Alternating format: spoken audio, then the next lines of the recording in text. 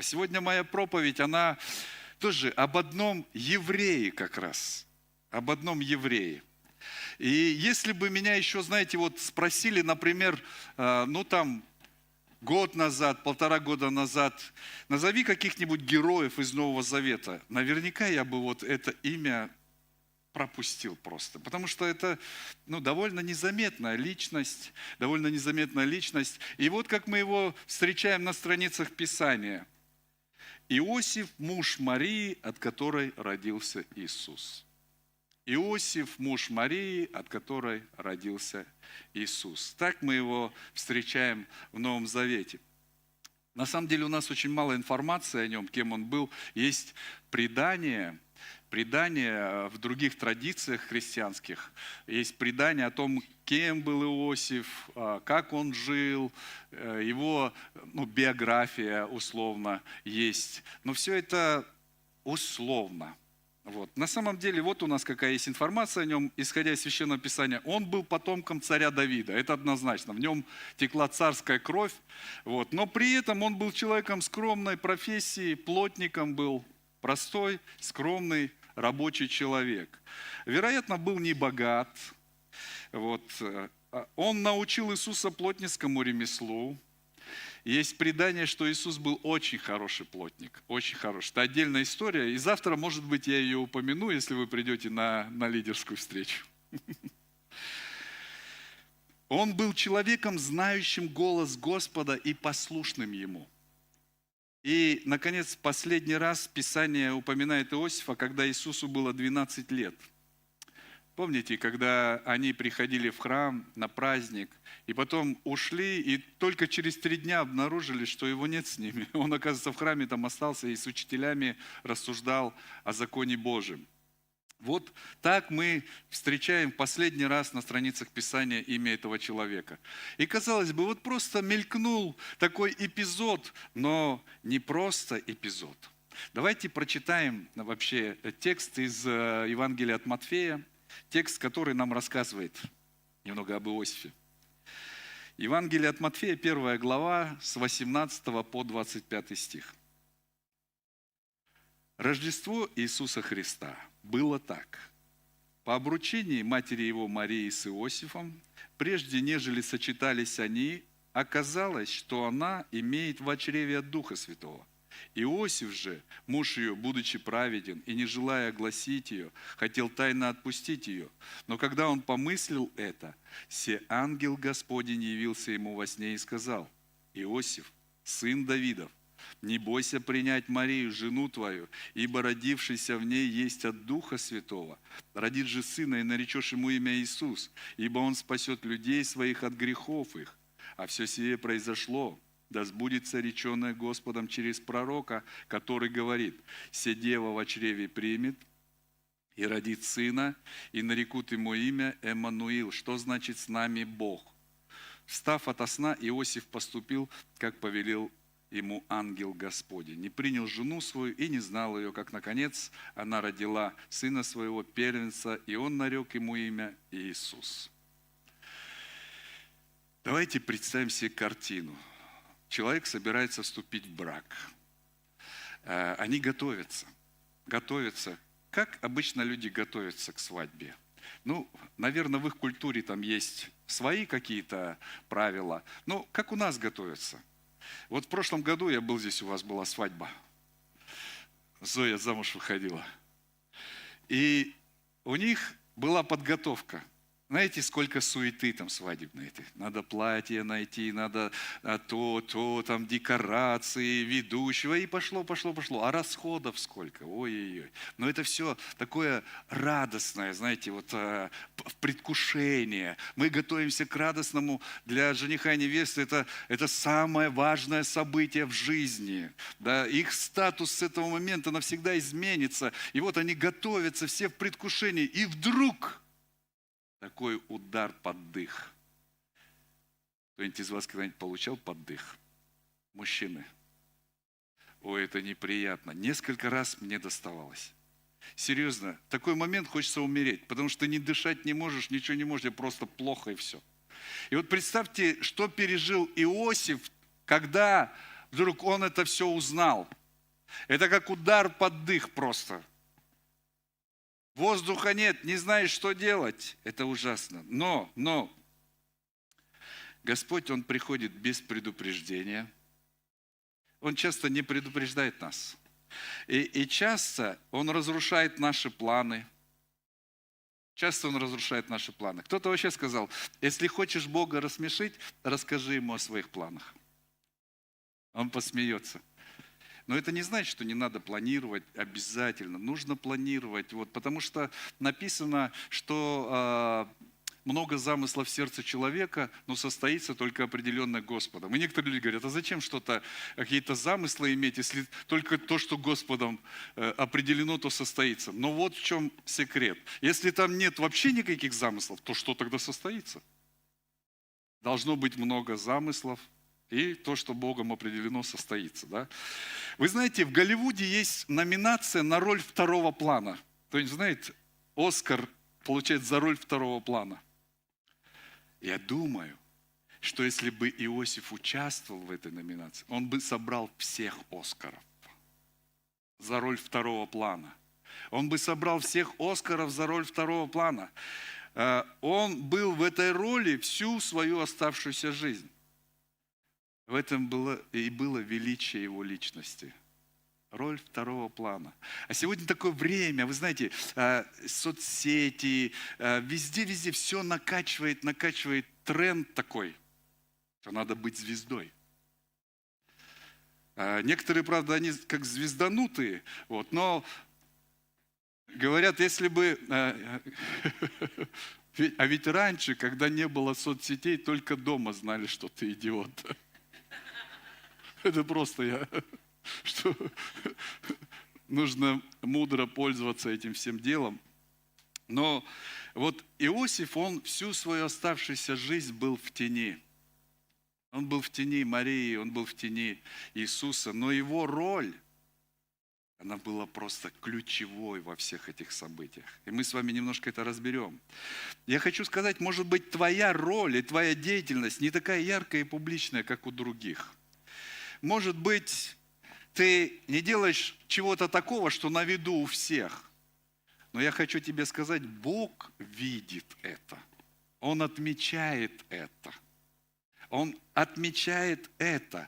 И знаете что? Богу очень нравятся люди скромные, незаметные, но верные и постоянные. Ему очень нравится. Знаете почему? Потому что Он такой.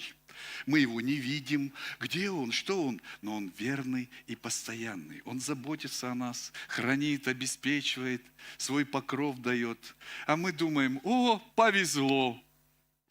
Повезло, потому что он рядом. Аминь. Иногда незначительным внешне людям Бог доверяет очень значительные дела. Это правда. Это правда. Иногда незначительным внешне людям Бог доверяет очень значимые дела. Хочу обратить ваше внимание на еще одну деталь. Это из другого Евангелия, эта история. Лука рассказывает, когда эту историю. Он говорит во 2 главе, 7 стих, он говорит, не было места в гостинице. Вот они пришли в Вифлеем, и настало время Марии родить. Но они пришли, и весь город был наполнен, и не было им места в гостинице. Это уже после всех откровений, которые Иосиф получил, что это от Бога, что это Бог говорит, это от меня все. И, наверное, он думал, все, это от Бога, все должно быть как по маслу. И, может быть, он себе представлял, что сейчас придем туда, там все будет хорошо, там целая бригада скорой помощи, 35 акушерок будут принимать роды. Но получилось коровник, вонь, холод. И вокруг не люди, а животные домашние. Один проповедник сказал, домашние звери. Все не так, как он предполагал, все не так, как он думал. Может быть, в твоей жизни были такие ситуации, когда ты думал, ну вот сейчас вот так вот все, а в Библии написано, вот посмотрите, сейчас у меня должно все вот так. А все происходит совершенно по-другому. Так, как ты не хотел, и так, как ты не ожидал. И знаешь что? Вера – это доверять Богу всегда. Зачем мне верить, когда и все и так хорошо? Просто все хорошо, что тут верить?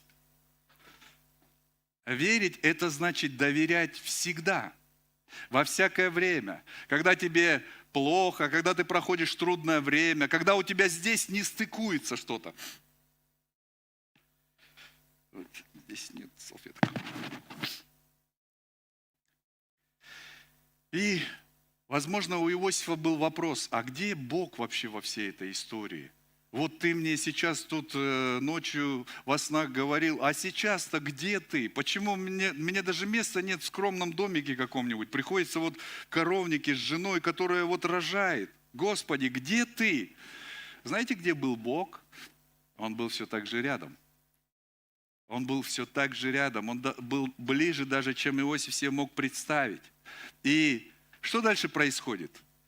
Через некоторое время приходят пастухи. И говорят, мы только что видели невероятные вещи. Они утверждают Иосифа в вере, то, что он доверился. Потому что, представляете, довериться тому, что тебе приснилось.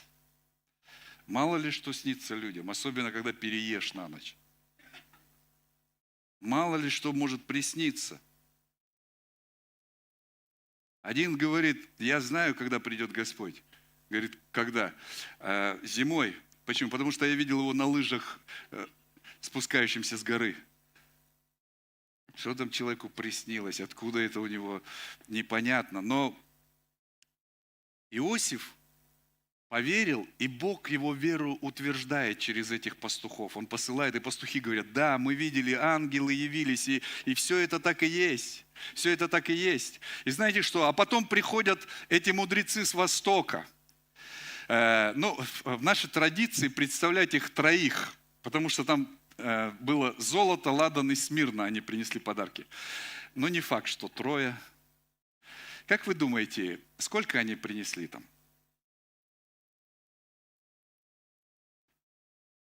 Я думаю, хорошо принесли. Какой смысл идти в такое дальнее путешествие, нести скромные дары? Они принесли серьезные дары. И я думаю, это было обеспечением для семьи Иосифа на какое-то долгое время. Это было обеспечением. То есть он не просто, Бог не просто утверждает его в вере, он еще обеспечение дает, говорит, не переживай.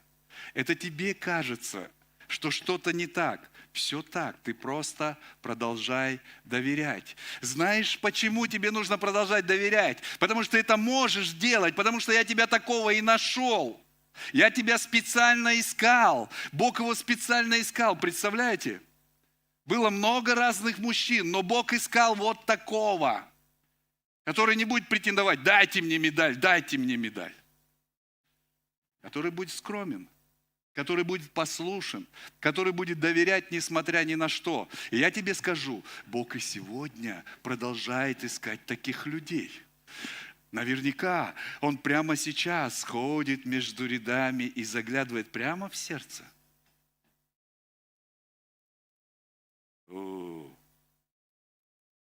Вы слышали историю, как однажды христианин шел на собрание воскресное, и вдруг увидел, что по другой стороне дороги идет дьявол.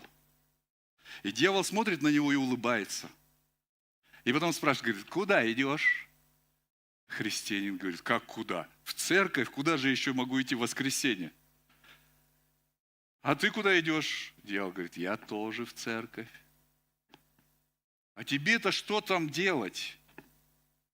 Он говорит, знаешь, сколько у меня там работы.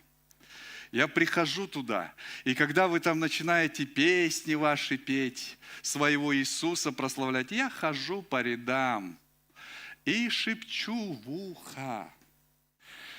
Посмотри, вот у той сестры какие сережки с бриллиантами наверняка. Видишь, как сверкает? У нее муж хорошо зарабатывает, он смог ей подарить, а твой? подарил тебе? Что, опять подарил носки на 8 марта? Или обычно женщины дарят носки на 23 февраля? Что он тебе там подарил? А другому брату подхожу и говорю, и видел, новый Lexus стоит около церкви? Видел? Вот, это вот того-то брата. Видишь, как хорошо его Бог благословляет, а тебя нет. Как вы думаете, о чем эти люди потом думают все собрание? Нет, мы о Господе только думаем. Да ладно. Это все, конечно, притча. Но в то же время Господь ходит здесь. И Он смотрит в сердца. Смотрит в сердца, Он ищет людей. Писание говорит, искал я человека. Бог постоянно ищет человека. Ему нужен человек, потому что Он есть Дух, и Он себя ограничил в этом физическом мире. И для того, чтобы Ему проявить себя в этом физическом мире, Ему нужны люди. Люди верные, которые скажут, Господи, вот я, пошли меня. Однажды Иисус так и сделал. Он сказал, я пойду, я стану человеком. Я умру на этом кресте. Я сделаю это. Однажды Он это сделал для каждого из нас. В личности Иосифа Писание показывает нам очень важные грани истинной праведности, которые проявляются через веру и доброту. Истинные грани истинной праведности. Вера, которая была у Иосифа, это вера, проявленная в послушании. Иосиф поверил ангелу и поступил, как ему сказано. Вы знаете, Библия говорит, что бесы веруют и трепещут. Они веруют, что Бог есть. Они трепещут, потому что они знают, какая участь их ждет. Озеро огненное приготовлено не для человека. Это для дьявола и ангелов его, для бесов это приготовлено. Понимаете? И они знают свою участь. Поэтому кто-то говорит, когда дьявол напоминает тебе о твоем прошлом, а у каждого святого есть прошлое, напомни ему о его будущем. Да? И знаете что? Вот когда ангел сказал Иосифу, Иосиф не просто поверил, он доверился. Какая разница в этом? Бесы веруют и трепещут. Знаете, какая разница? Вот вчера вечером я был в аэропорту во Владивостоке, а сегодня я уже с вами здесь. Что произошло? Верите ли вы, что самолеты летают? Мы все верим, но не каждый человек сядет в этот самолет. Понимаете, некоторые до жути боятся летать. Потому что ведь самолет-то разбивается. Конечно, разбивается. И я тебе открою секрет. Люди умирают. Но для того, чтобы довериться, нужно в этот самолет сесть. Вот разница между верой и доверием. Иосиф не просто поверил, он доверился, потому что он тут же начал делать то, что ему было сказано. Довериться – это значит быть послушным тому, что Бог тебе говорит. Делать это. Очень, очень просто. Бог называет Иосифа праведным, потому что тот доверился. Он не руководствовался своим разумом, не руководствовался своими страхами, переживаниями. Он не руководствовался своим опытом. Он преодолел свое непонимание и крушение своих ценностей, когда Бог повелел, если говорить об Аврааме, Авраам поверил Богу, когда даже в его голове это не укладывалось, когда это противоречило его вообще представлению о Боге. Потому что Авраам жил в языческом мире, в котором приносили в жертву своих детей. И Бог сказал Аврааму, принеси мне своего сына в жертву теперь, Исаака. Помните эту историю? И Авраам пошел. Почему мы все говорим, что Авраам отец веры? Потому что он доверился Богу. Иосиф был таким человеком, который доверился. Он был истинный сын Авраама. И вот что мы читаем. Встав от сна, Иосиф поступил, как повелел ему ангел Господень, и принял жену свою. Вот будучи под впечатлением, которое произвело на него сновидение, он поступил так, как ему ангел повелел. Он сделал это быстро, без промедления, без пререканий. Когда мы реагируем на повеление Божие так, как это сделал Иосиф, тогда мы обнаружим вот что. Исполнение его повелений дает чувство безопасности и покоя даже во время бури, которая вокруг тебя. Даже во время бури, которая вокруг тебя. Путь Иосифа на самом деле это путь со Христом. Тот же самый путь, что и мы с вами совершаем сегодня. Мы с вами христиане. Непорочное зачатие – это то, с чего начинается христианство. В это трудно поверить. Не то, что трудно, это вообще как это? Представьте себе, сейчас скоро будет свадьба, вот все хорошо, вы к своей невесте не притрагивались, мужчины, не притрагивались вы к ней, ну так притрагивались, я в другом смысле. И вдруг она говорит: ты знаешь, мне надо тебе что-то сказать. Я понимаю, что в это трудно поверить, но я беременна от Духа Святого. Мы сегодня с вами слушаем эти вещи и, как? Но с этого и начинается христианство, с веры в невозможное. С этого оно и начинается. Иосиф поверил в это. Я просто не могу себе представить, что это за человек, который сон ему какой-то приснился, и он поверил. Но знаете, что произошло до этого? Когда он это все обнаружил, он ее хотел отпустить. Об этом качестве мы еще чуть-чуть позже поговорим. Но представьте ситуацию его глазами. Это на самом деле ужасно. Но Бог нашел себе такого человека, которому смог доверить беззащитного младенца, который станет спасителем мира. Бог нашел себе такого человека. Он его нашел. Вера – это единственный путь, по которому мы можем идти с Богом. Знаете, братья и сестры, Бога невозможно разжалобить, потому что Он любящий Отец. Любовь – это больше, чем жалость, не правда ли? Жалость часто как костыль, а любовь – это жизнь.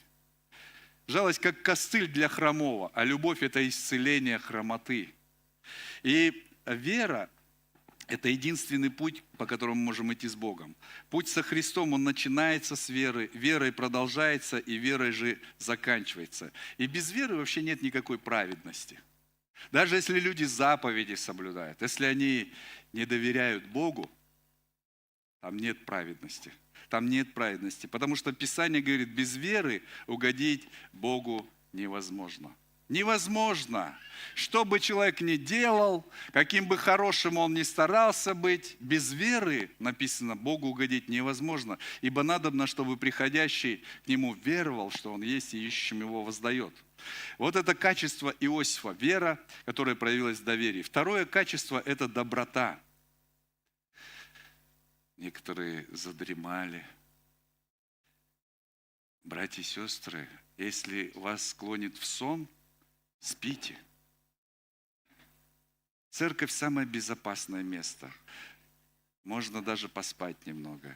Единственное, что, восхрапев на проповеди, не разбуди ближнего твоего. Спи аккуратно. Ладно?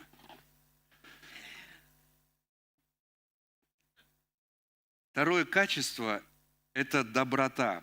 Посмотрите, 19 стих. «Иосиф же, муж ее, будучи праведен и не желая огласить ее, хотел тайно отпустить ее». Многие бы в то время осудили Иосифа. Ты рогоносец, ты что? Тебя так просто унизили жестко. Прямо перед свадьбой. Более того, по закону он должен был выставить ее на всеобщий позор. Он должен был вывести и сказать, посмотрите, эта женщина нечестивая. Она блудодействовала. Но знаете, чем бы это грозило Марии? Ее бы побили камнями. А следовательно, не только ее, но и того, кто был там уже по чревию. Того, кого Бог дал спасителем этого мира. Вот поэтому Бог нашел человека доброго. Иосиф был добрым человеком. Даже тогда, когда это был удар по его репутации, он не хотел никакого возмездия. Знаете, чего он хотел? Он хотел ее защитить, потому что он добрый человек. Некоторые думают, праведность это во всем святой такой правильный весь. Да, такой правильный, что рядом аж подташнивать с ним. Потому что он всем всегда говорит, так не делай, так нельзя, так Библия говорит так. Он весь правильный. Он весь квадратный, не подкопаешься.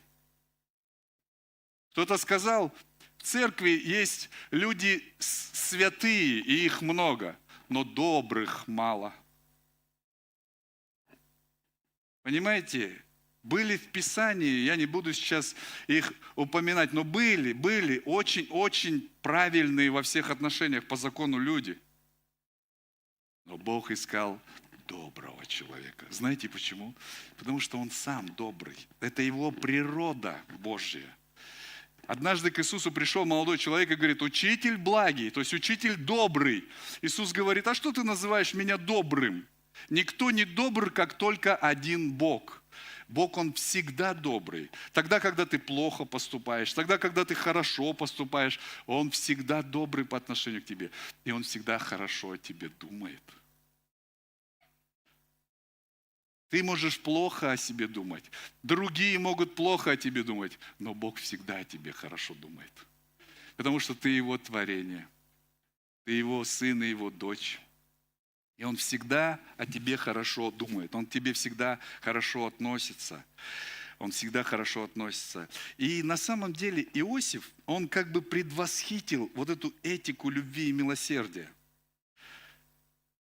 Помните, однажды к Иисусу привели женщину, которую уличили в прелюбодеянии. Вот ее схватили и привели, и они должны были побить ее камнями. Ну побейте, зачем вы привели ее к Иисусу? А они привели и говорят, скажи, что нам делать? Вот Моисей сказал, что побить камнями. Но бейте. Что ж вы у меня-то спрашиваете? И он говорит им, если у вас нет такого же греха, бросьте в нее камень. У кого нет, первый давай. И все начали испаряться, как вот этот туман, который был здесь в начале собрания. Они начали испаряться один за другим. И потом Иисус говорит, женщина, где твои обвинители? Никто не осудил тебя. Она говорит, никто, Господи. Он говорит, и я не осуждаю тебя. Иди и больше не греши. Он ее освободил от этой силы греха, потому что сила греха, она приходит через осуждение. Когда сам себя человек осуждает, когда его другие осуждают, сила греха приходит через это. Поэтому Иисус говорит, я тебя не осуждаю, иди и больше не греши. Бог добрый. В то время, когда Иосиф обдумывал свою стратегию защиты Марии, ангел ему ночью во сне является и говорит, Иосиф, сын Давидов, не бойся принять Марию, жену твою, ибо родившийся в ней есть от Духа Святого. Вот это приветствие само, сын Давидов. Несмотря на то, что Иосиф был не богат, что он был плотником, ангел напоминает ему, знаешь, кто ты? Ты потомок царский. В тебе течет царская кровь. Те, кто в церкви недавно, они, может быть, не знают и не помнят, но было время, когда евангельские церкви, они немножко, не все, но некоторые, они свихнулись, вот, что мы царские дети, вот знаете, началась такая крайность, у нас все должно быть как у царей. Но здесь немножко другая идея вообще. Если мы царские дети, значит, мы должны как цари быть снисходительны, благословлять как цари. Понимаете? Как цари быть милостивые. И Иосифу ангел напоминает, сын Давидов, ты из великого царского рода происходишь. Он ему напоминает об этом. Он ему напоминает о его происхождении. В каждом из нас, независимо, каков наш статус, сокрыта царственность Христа. И это должно в нас проявляться. царственность Христа. Какой Иисус царь? Каким вы представляете его себе царем? Он царь истинной праведности. И знаешь что? Когда в твоей жизни происходят какие-то ситуации, вспомни, кто ты. Вспомни, кто ты. Тебе есть царственность Христа. Ты чадо Божие. Аминь. Доброта на самом деле это почва в сердце для Божьих откровений. Смотрите, как написано в 21 стихе. «Родит же сына, и наречешь ему имя Иисус, ибо он спасет людей своих от грехов их». Иосиф, он, будучи воистину добрым человеком, получает откровение о том, кто родится в его доме, как будет его имя, да? И каково будет его предназначение, каким будет его пол. Он такие откровения получает. Знаете все это почему? Потому что в книге Екклесиаста, 2 глава, 26 стих написано: «Ибо человек, который добр пред лицом его, человеку, который добр пред лицом его, он дает мудрость и знание и радость». Он дает мудрость и знание. Если бы Иосиф поступил так, как поступили бы многие мужчины, посчитавшиеся обманутыми, то Марию побили бы камнями. Все это соответствовало бы закону Моисеева. И тогда Спаситель мира, будучи младенцем, погиб. Будучи младенцем, погиб. Но наш Бог благой. Он благой. На самом деле доброта – это сильнейшее средство, чтобы изменять сердца других людей. Иногда даже тех, кто враждебен к нам. Можешь, Слава, поиграть? Кто поиграет? Давайте. Как говорим мы, делаем иллюзию, что я заканчиваю проповедь. Итак, Иосиф был человеком, который верил и доверял Богу. Иосиф был воистину добрым человеком. Иосиф – это ключевой человек в плане Божьего спасения. При этом он скромный, незаметный. И он оставался в этой роли всю свою оставшуюся жизнь. Но он был главная фигура во всем этом замысле. Когда мы празднуем Рождество, ставим разные сценки, там Иосиф просто, он ничего не говорит, просто, вы знаете, что-то там сидят они около этих яслей с Марией, пришел, ушел. Иосиф там просто как фон. Но на самом деле это не фон. Это одна из самых значимых фигур. Он добрый. Я хочу вам рассказать одну историю, подслушанную в маршрутке. Один человек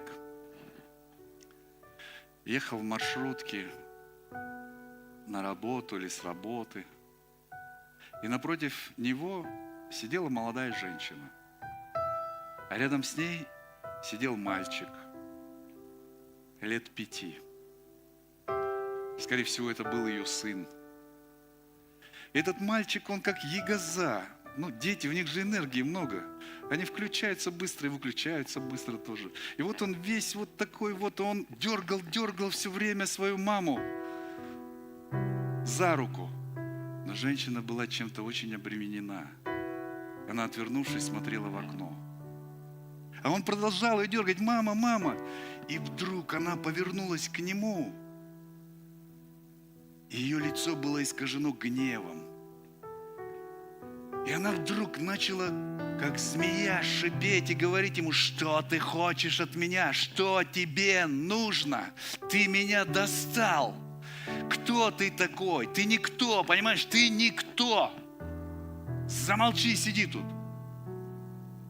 И отвернулась снова в окно. И этот мужчина, он просто был шокирован тем, что он увидел. В его душе поднялся гнев. И буря была в его душе. И все мысли его были: что ты делаешь, негодная женщина? Ты просто его убиваешь. что ты творишь? И он даже хотел, знаете, встать и сказать, как тебе не стыдно, ты мать или кто? Он хотел отчитать ее при всех. Но вдруг водитель объявил следующую остановку. Из заднего ряда поднялся молодой человек. Скорее всего, это был студент. И он, проходя мимо мальчика, остановился и протянул этому мальчику конфетку. Мальчик посмотрел на него, взял конфетку, а студент достал вторую и дал ему вторую. И вышел на своей остановке. Знаете, что дальше произошло? Мальчик снова подергал маму за рукав. И она снова повернула к нему свое гневное лицо. Но она ничего не успела сказать, потому что он протягивал ей конфетку. Ее выражение лица изменилось. Там уже был не гнев, а недоумение. Она смотрела на него, на эту конфетку, и потом сказала: я не хочу, ешь сам. И отвернулась. Вы знаете, что сделал этот малыш? Он взял, развернул конфетку и снова подергал маму. Она повернулась к нему, и он протянул ей эту конфетку. Она взяла ее, положила себе в рот, и только после этого он начал разворачивать свою конфетку. Через несколько секунд она обняла его, прижала к себе. И они так дальше ехали. Такая простая ситуация. Это происходит в наших домах, на улицах. Люди кричат друг на друга. Родители на детей, гневаются. Мужья на жен, жены на мужей. Но простая доброта, она делает невероятные вещи. И знаете что? Удивительно, что кажется, самым мудрым в этой маршрутке был этот студент, который никого не осуждал. Он просто понял ситуацию. И он дал не одну конфетку, а две. Какой мудрый молодой человек. Знаете что, друзья? Бог благ, Он добрый. Это Он вложил в каждого из нас доверие Ему и доброту. Вот поэтому мы праведники. Вот поэтому мы праведники. Я думаю, многим из нас нужно кое-что пересмотреть в своей жизни. Может быть, кому-то нужно просто перестать страдать от того, что ты не в главных ролях. Может быть, кому-то нужно перестать страдать от того, что меня часто не замечают, я делаю, а меня не замечают. Не переживай, Бог замечает. Он видит.